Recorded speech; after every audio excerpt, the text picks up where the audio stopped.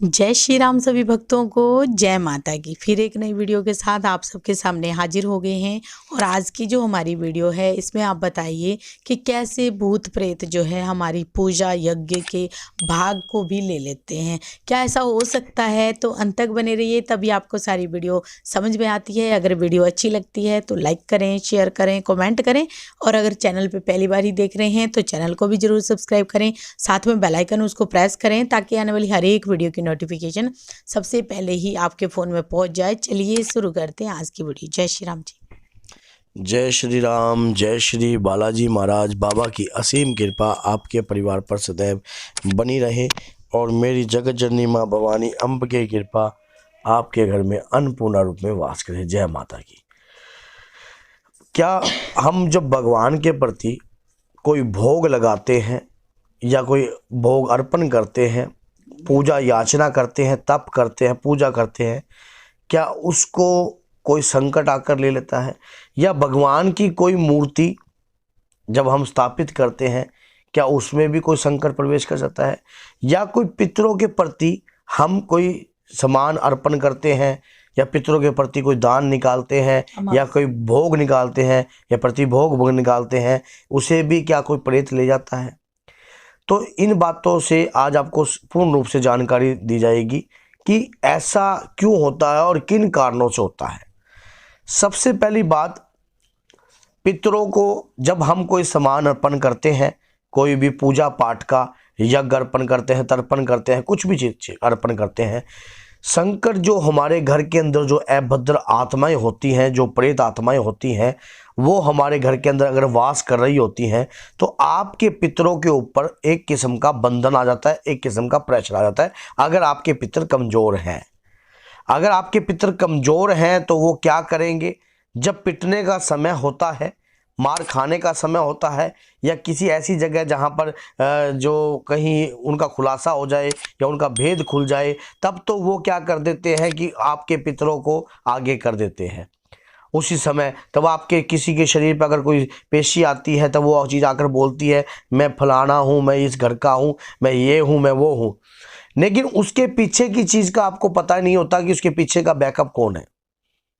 तो उसके पीछे अगर कोई पावरफुल चीज़ रह रही होती है तो बंधन में कौन आया? आप किसी भी सियाने के पास चले गए, आपने क्या किया? अपने पितरों को स्थान दिला दिया या बंधन में या वचनों में बंधवा दिया, तो आपको घर में जो प्रेत था वो एज इट इज रह गया। अब आपके किया हुआ जो भी आप भोजन आप अर्पण करते हो, जब देने का समय आता है तो वो क्या करता है? वो खुद अर्पण कर लेते हैं। कोई भी किसी भी प्रकार से दान पुण्य कुछ भी है वो खुद आगे हट जाते हैं, तो खा जाते हैं। और उसके बाद क्या होता है? जब आपके पितरों को कोई सामान नहीं पहुंचता, वो एज इट इज रहते हैं।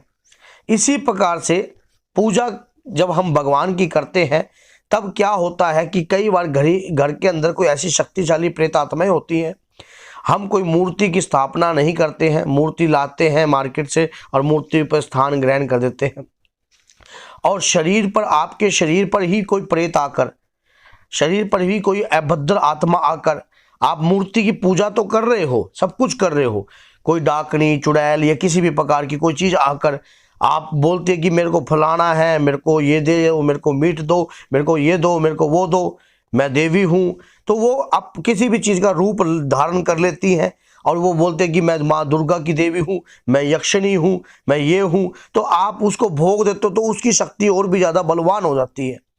तो वो क्या करते हैं कि आपके घर के अंदर जो है आप जितनी भी पूजा कर रहे हो और फिर उस पूजा में आपको दुख के सिवा और कुछ नहीं प्राप्त होता। आप जितना भी पूजा करते हो, जितनी भी याचना करते हो, आपके शरीर पर उतना ही दुख बना रहता है, उतना ही आप तंग होते रहते हो।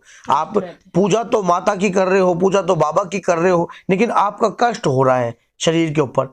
ये आप फिर आपकी पूजा को ले रहे हैं, आपकी पूजा को व्यर्थ कर रहे हैं, मलिन कर रहे हैं आपको।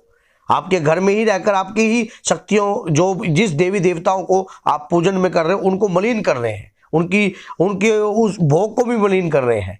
तो इस चीज़ को समझ कर करना चाहिए। कई बार ऐसा होता है कि घर के अंदर कोई, किसी के अंदर कोई सवारी आ जाती है और वो शरीर पर आकर बोलने लग जाती है कि मैं तो ये चीज़ हूँ। आप कैसे मान सकते हो कि वो वही चीज़ है?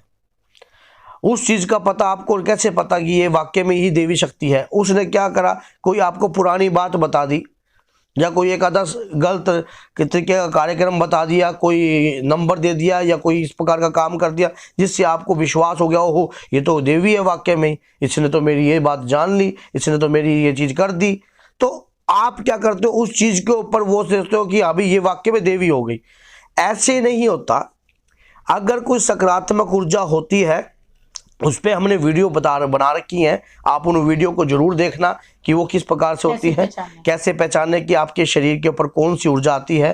तो आप बाबा के प्यारे चैनल पर जाकर वीडियो बहुत सारी डेली आपके लिए अच्छी से अच्छी वीडियो आती हैं, ज्ञानवर्धक वीडियो आती है, जितनी हमारी कोशिश होती है और जितने आपके क्वेश्चन होते हैं। आपके क्वेश्चन कई बार कमेंट में हम जवाब नहीं दे सकते, लेकिन व्हाट्सएप पर जरूर कई बार जवाब आता, आपके पास जरूर आता है।